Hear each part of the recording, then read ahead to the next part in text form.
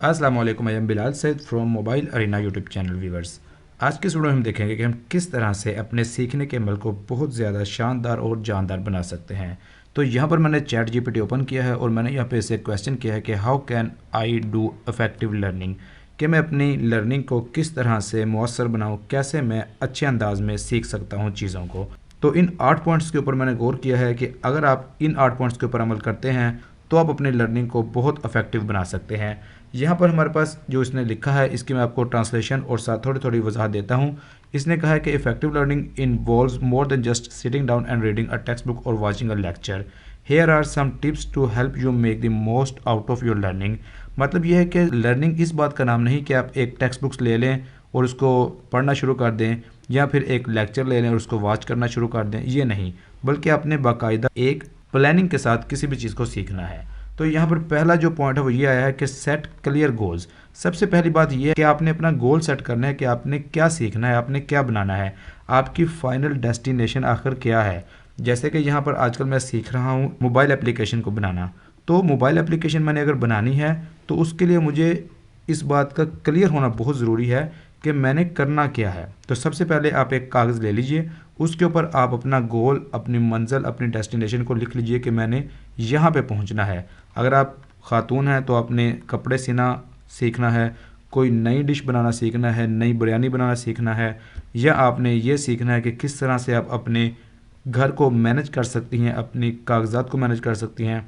अगर आप मेल हैं, आपने ये सीखना है कि आप अपने टाइम को किस तरह से मैनेज कर सकते हैं, या कुछ भी आप सीखना चाहते हैं जो आपके जहन में चल रहा है, तो सबसे पहले आपने उस गोल को क्लियरली बना लेना है।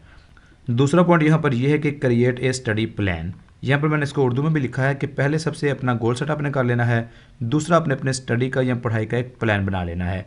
ये दूसरा पॉइंट है। इसके अंदर आप एक कागज़ पेंसिल ले लीजिएगा, उसके ऊपर आप डेली जो भी आपके पास फ़ारग वक्त है उसका आपने मुख्तस कर लेना है कि 1 घंटा, 2 घंटे, 3 घंटे आपने इस जो चीज़ है, नई चीज़ जो आप सीखने लगे हैं, इसको आपने लाजमी देना है।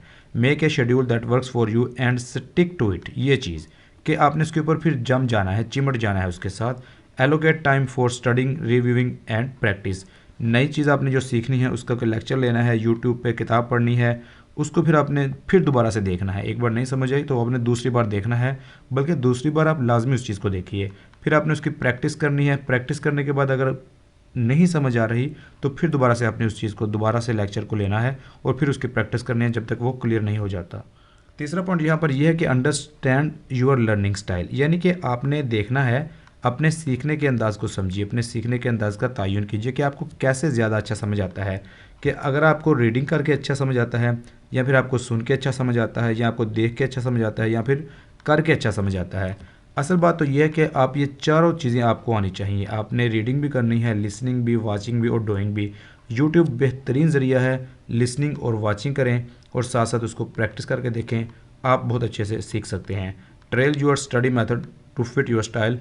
जो आपका सीखने का अंदाज़ है उसके मुताबिक आपने चलना है। उसके बाद चौथा पॉइंट है actively engage with the material. मतलब क्या है कि जो भी आपके पास मवाद मौजूद है, यहाँ पर मैंने जैसे कि लिखा है दस्तयाब शुदा मवाद के साथ ख़ुद को इंगेज कीजिए। मतलब ये है कि जो भी आपके पास मवाद मौजूद है, जो आप सीख रहे हैं, आप कोई लेक्चर ले रहे हैं, आपने उसके लाजमी तौर पे नोट्स बनाने हैं। ये बहुत ही एक अच्छी चीज़ है कि ये चीज़ अगर आप नोट्स नहीं बनाएंगे तो एक बार आप लेक्चर सुन लेंगे, समझ लेंगे, कुछ ही दिनों बाद वो आपके जहन से निकल जाएगा। लेकिन अगर आपने नोट्स बनाए होंगे, उन्हीं नोट्स को आप थोड़ी दिनों के बाद दोबारा से पढ़ेंगे तो वो सारे का सारा लेक्चर, वो सारी की सारी चीज़ आपके जहन में रिफ़्रेश हो जाएगी, रीन्यू हो जाएगी। पॉइंट नंबर 5 से पहले मैं यहाँ पर खुद से एक पॉइंट ऐड करना चाहूँगा। इसको हम इस तरह से कर लेते हैं 4.1, लेकिन ये बहुत ही ज़्यादा अहम पॉइंट है। वो ये है कि आपने मुख्तलिफ़ जगहों से, यानी कि अगर आप यूट्यूब के ऊपर हैं तो फिर आपने एक चैनल से एक चीज़ नहीं सीखनी, बल्कि अगर एक चैनल की आपने पूरी वीडियो देख ली है तो फिर आपने दूसरे चैनल के ऊपर, दूसरे या तीसरे चैनल के ऊपर से भी उसी चीज़ की वीडियो को दोबारा से देखना है। मुख्तलिफ़ चैनल्स से मदद लीजिए, यानी कि इससे ये होगा कि जैसे आपने एक चीज़ सीखी है एक चैनल से तो वो आपको समझ में आ गई है, लेकिन वही अगर वीडियो आप किसी और चैनल से, किसी और बंदे से सुनेंगे, सीखेंगे, तो हो सकता है कि उसके अंदर कोई नए पॉइंट्स वो आपको दे दे और आपको सीखने के लिए मिले। ये भी हो सकता है कि वो अगर आप दूसरे चैनल पर जाकर वही चीज़ देखेंगे तो उसका सिखाने का अंदाज़ अच्छा हो, या उसकी जो उसके पास नॉलेज है उसके जहन में वो अप टू डेट हो और आपको नई नई चीज़ें उसके मुतालिक सीखने को मिलें। तो इसको हम इंग्लिश में ये कह सकते हैं कि use different sources of learning, use different channels, ये हम कह सकते हैं। उसके बाद अगला पॉइंट है सीक फीडबैक। मतलब ये है कि अगर आप जो भी चीज़ आप सीख रहे हैं उसका कोई एक्सपर्ट आपकी ज़िंदगी में मौजूद है तो आप उससे हेल्प ले सकते हैं, कि आप उसको अपना काम दिखा सकते हैं और उसको कह सकते हैं कि आप बताइए कि किस जगह के ऊपर मैं यहाँ पर कमज़ोर हूँ, कौन सा एरिया मुझे ज़्यादा ज़रूरत है कि मैं उसके ऊपर फोकस करूँ। इसके बाद जो अगला पॉइंट है छठा, बहुत ही ज़्यादा अहम पॉइंट है, प्रैक्टिस रेगुलरली। यानी कि जो ये पॉइंट है ये तो किसी भी दुनिया के किसी भी काम के ऊपर ये अप्लाई होता है कि आपने प्रैक्टिस करनी है, क्योंकि practice makes a man perfect. लगातार मशक कीजिए। जैसे कि आपने ड्राइविंग सीखनी है तो ड्राइविंग के लिए ज़रूरी है कि आप गाड़ी की स्टीयरिंग पे बैठेंगे, गाड़ी चलाएंगे, फिर ही आपको आएगी। आस्ता आस्ता चलाएंगे चलाएंगे चलाते जाएंगे, आप आस्ता आस्ता माहिर होते जाएंगे। कोई भी काम है दुनिया का, आप उसकी जब तक मशक नहीं करेंगे तब तक आप उसमें माहिर नहीं होंगे। मशक करते जाएंगे, आपके काम में निखार आता जाएगा। अगला पॉइंट है कि टेक ब्रेक। ब्रेक्स लाजमी लीजिए। Taking breaks helps your brain rest and process information. जब आप कोई लेक्चर सुनेंगे, उसको प्रैक्टिस करके मुकम्मल करके देखेंगे, उसके बाद आपने फ़ौरी तौर पे अगला लेक्चर शुरू नहीं करना, बल्कि कुछ थोड़ा सा वक्फ़ा लेना है। वक्फ़ा से ये होगा कि आपका जो ब्रेन है उसने जो इन्फॉर्मेशन गेन की है वो उसको अपने पास उतनी देर में स्टोर करेगा, प्रोसेस करेगा, वो आपकी मेमोरी का उसको हिस्सा बनाएगा। और उसके बाद जो आखिरी बात इन्होंने लिखी है वो है स्टे मोटिवेटेड। मतलब क्या है स्टे मोटिवेटेड, जो कि हमने पहला पॉइंट यहाँ पर किया था कि सेट क्लियर गोल। जब आपका गोल क्लियरली सेट होगा, आपको पता होगा कि आपने जो काम शुरू किया है उसके क्या फ़ायदे हैं, तो फिर आप मोटिवेटेड रहेंगे। इन्होंने लिखा है कि stay motivated by rewarding yourself for reaching milestones. आप माइलस्टोन्स, किसी भी अच्छे माइलस्टोन पर पहुँचते हैं तो अपने आप को रिवार्ड कीजिए। And keep a positive attitude.